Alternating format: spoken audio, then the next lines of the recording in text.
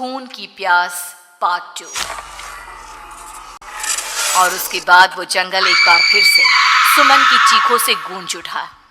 लेकिन आज की रात सुमन की चीखों को सुनने वाला वहां पर कोई भी नहीं था। अगर वहां पर कोई मौजूद था तो बस हरिया, जो कि अब एक भेड़िए में बदल चुका था। सुमन के बालों को पकड़कर घसीटते हुए वो जंगल के बीचों बीच एक जगह पर ले जा रहा था। अगली सुबह गांव में। अरे भाई, पता नहीं क्या बात है, अपने गांव का हरिया किसान और उसकी पत्नी सुमन दोनों गायब हैं। दोनों का कोई अता पता नहीं। अरे कैसी बातें कर रहे हो भाई, ये कब हुआ है? अरे पूरे गांव में खबर फैली पड़ी है। कल रात को दोनों खेत की तरफ जा रहे थे, लेकिन लौटकर आए ही नहीं। तो हो सकता है अपने खेत पर होंगे। पूरा गांव ढूंढ कर आया है भाई। जानते हो क्या मिला वहां पर? क्या हुआ भाई, क्या मिला? बताओ हमें क्या मिला? अरे हरिया की पत्नी सुमन के कपड़े पड़े हुए थे। शरीर का एक एक कपड़ा फटा हुआ झोपड़ी के बाहर पड़ा था, लेकिन दोनों पति पत्नी का कोई पता ठिकाना नहीं था। अरे भाई, लेकिन उसका जो दोस्त है ना रामू किसान, उससे पता करके आते हैं ना।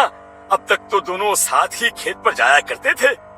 हाँ, हमें उसके घर जाना चाहिए भाई। चलो चलो वहाँ चलते हैं, चलो। वो सारे लोग रामू के घर पर पहुंचते हैं। रामू अपने घर के बाहर बैठकर हुक्का पी रहा था। आज सारे के सारे लोग टोली बनाकर मेरे घर क्यों आ रहे हैं? क्या कोई मर गया क्या भाई? अरे कैसी बातें कर रहे हो?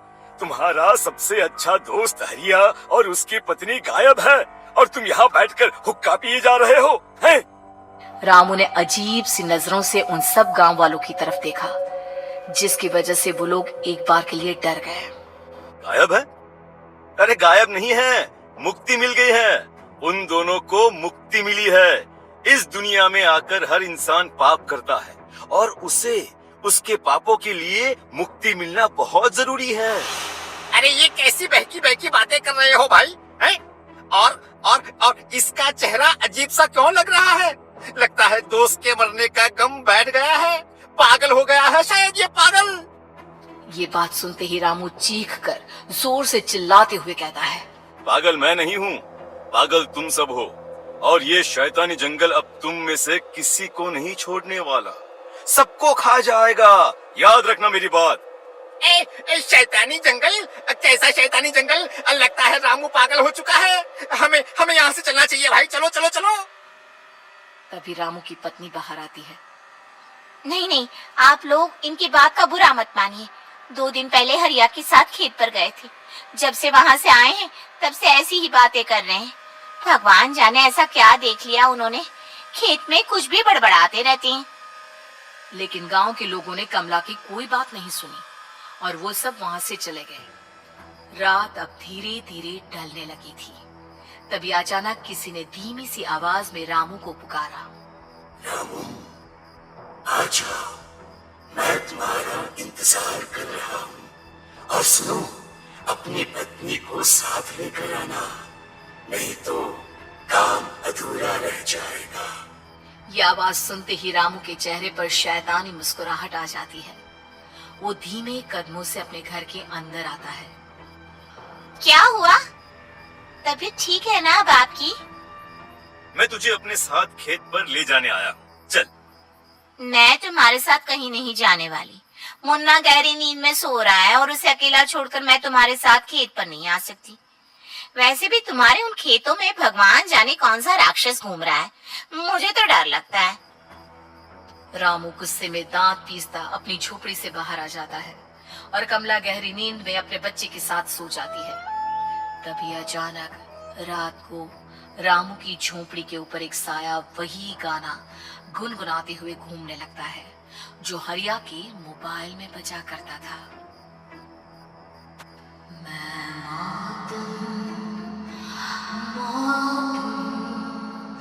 मौत जो पसरी है चारों ओर, जो आएगी कहीं से भी निगल जाएगी सबको।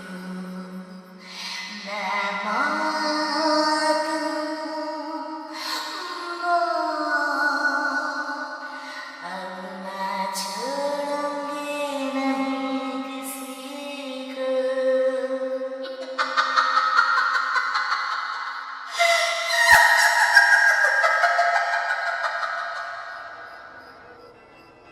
आवाज सुनकर रामू की पत्नी कमला की आंख खुलती है और वो देखती है कि उसका मुन्ना अपनी जगह से गायब था। कमला चीखते हुए बाहर दौड़ कर आती है। वहां पर उसने देखा कि रामू ने अपने बच्चे को झोपड़ी के बाहर एक पेड़ से उल्टा लटकाया हुआ था और उसका बच्चा चीख चीख कर रो रहा था। वहीं दूसरी तरफ एक साया बच्चे के ठीक नीचे आग जलाकर उसके चारों तरफ हैवानों की तरफ नाच रहा था। छोड़ दो मेरे बच्चे को। अरे क्या कर रहे हो तुम? शर्म नहीं आती तुम्हें अपने ही बच्चे को इस तरह मौत के हवाले करते हुए? अपना बच्चा? किसने कहा ये मेरा बच्चा है? अरे ये तो उस रामू की औलाद है, इस गांव के किसान रामू की, और मेरी दुश्मनी इस गांव के हर इंसान के साथ है। क्या? कैसी बात कर रहे हो तुम? और ये औरत कौन है? ये मेरे बच्चे को खा जाएगी। तभी अचानक से उस साया ने एक बेहद खतरनाक दिखने वाली औरत का रूप ले लिया और उसकी आंखों से आग निकल रही थी। सही पहचाना तूने। मैं तेरे बच्चे को खा जाऊंगी। अगर तू अपनी इस हैवान पति रामू के साथ जंगल नहीं आई, मैं तेरे बच्चे को खा जाऊंगी। लेकिन क्यों? आखिर क्या चाहती हो तुम मुझसे? मुझे जंगल क्यों ले जाना चाहती हो? औरत बुरी तरह से ठहाके मार मार कर जोर जोर से हंसने लगी और साथ में, ये तो तुझे वहाँ चलने के बाद ही पता चलेगा ना। अगर तू नहीं आई तो थोड़ी देर में तेरा ये बच्चा आग में जलकर मर जाएगा। चल जल्दी। नहीं नहीं, मेरे बच्चे को छोड़ दो। तुम जहाँ कहोगे मैं तुम्हारे साथ चलने के लिए तैयार हूँ। और उसके बाद उस बच्चे को झोपड़ी में लिटाकर आगे आगे वो साया चल रहा था और उसके पीछे पीछे रामू अपनी पत्नी के बाल पकड़कर उसे घसीटते हुए जंगल की तरफ ले गया। जंगल में जाने के बाद, कितनी खूबसूरत हो तुम। आज की रात बस तुम और मैं एक दूसरे के साथ रहेंगे। मुझे तुमसे बहुत डर लग रहा है। तुम्हें क्या हो गया है? तुम तो बिल्कुल ठीक थे। वो होगा जो हमारे बीच होना चाहिए। तो आओ आओ, अपने आप को मेरे हवाले कर दो। कमला ने डर की वजह से अपनी दोनों आंखें कसकर बंद कर ली थी। रामू ने बुरी तरह से चीख कर कमला से कहा, आंखें खोलो अपनी और मेरी तरफ देखो। कमला ने जैसे भी अपनी आंखें खोली, उसने देखा कि रामू एक खतरनाक हैवान में बदल चुका था। कौन हो तुम? जाने दो मुझे। क्या चाहते हो मुझसे? वही जो एक आदमी एक औरत से चाहता है। मैं तुम्हारा पति रामू नहीं, बल्कि इस जंगल का एक भेड़िया हूँ, और आज की रात तुम्हारे खून से अपनी प्यास बुझा जाऊं। और उसके बाद वो जंगल कमला की दर्दनाक चीखों से गूंज उठा। अगली सुबह कमला के कपड़े भी जंगल में उसी तरह पाए गए जैसे कि सुमन के पाए गए थे। इस घटना के बाद पूरे गांव में दहशत का माहौल था। अपने माँ बाप की मौत और गांव में हो रहे इस तरह की घटनाओं की खबर सुनकर किशन शहर से गांव लौट आया था। अपने माँ बाप की बेदर्द मौत की वजह से वो बहुत परेशान था। तभी अचानक उसे अपने घर में खाट के नीचे पड़ा हुआ वो मोबाइल फोन मिला जो उसने अपने पापा हरिया को गिफ्ट किया था। अरे कितने प्यार से पापा के लिए मोबाइल फोन लेकर आया था। इसे एक दिन भी काम में नहीं ले पाए। और आखिर कौन है जो गांव में इस तरह की हत्याएं कर रहा है? क्या है इन सब के पीछे? क्या है? मुझे पता करना ही होगा, वरना एक दिन पूरा का पूरा गांव खाली हो जाएगा। इस गांव में एक भी जिंदा इंसान नहीं बचेगा। गांव के लोगों की मदद करने के इरादे से किशन अपने गांव से दूर एक दूसरे गांव में बहुत बड़े तांत्रिक के पास मिलने के लिए गया। तांत्रिक बाबा, अब आप ही कुछ उपाय बता सकते हैं। भगवान जाने हमारे गांव को किसकी नजर लग गई है।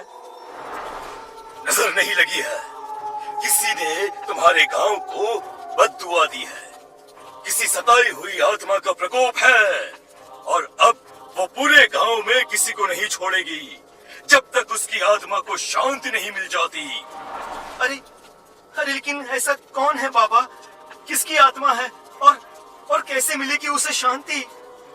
मौत है मौत, कहीं से भी आएगी और सबको निगल जाएगी। इससे बचने का सिर्फ एक ही उपाय है, लेकिन उस उपाय को करना आसान नहीं होगा। जो भी उस उपाय को करने की कोशिश करेगा उसकी जान जा सकती है।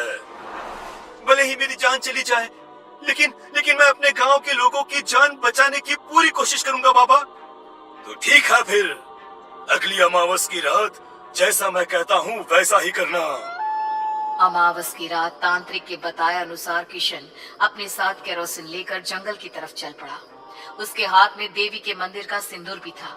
किशन जंगल के बीचों बीच पहुंचा। ये देखकर उसकी आंखें फटी की फटी रह गई। वहां एक उबलते पानी का तालाब था और कई लोगों की लाश लटक रही थी। किशन की माँ बाप की लाश भी वहीं थी। माँ, बापू, क्या हो गया? ये क्या हो गया? तभी वहां पर एक औरत और आदमी आते हैं। उन्हें देखकर किशन चौंक जाता है। गोपाल काका, आपकी तो 5 साल पहले मौत हो गई थी। और निर्मला काकी, आप? मौत तो हो गई थी, लेकिन तुम ये नहीं जानते कि हमारी मौत कैसे हुई थी। क्या क्या कहना चाहते हैं आप? कुछ नहीं, बस ये जान लो कि अब इस गांव में कोई जिंदा नहीं बचेगा। लेकिन क्यों काकी? क्योंकि 5 साल पहले इन गांव वालों ने मुझे डायन बताकर पत्थर मार मार के मार डाला। मेरी कोई गलती नहीं थी। गांव का एक बच्चा क्या लापता हुआ, सारा इल्जाम मेरी पत्नी पे डाल दिया। और जब मैंने निर्मला की जान बचाने की कोशिश की तो मुझे भी मार डाला।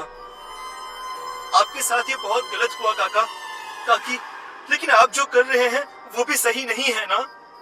तुम यहाँ से चले जाओ वरना तुम भी नहीं बचोगे।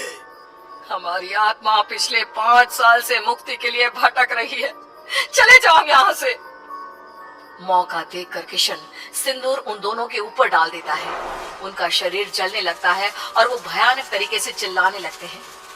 अगले ही पल किशन उनके ऊपर केरोसिन डाल देता है और वो दोनों जल जाते हैं।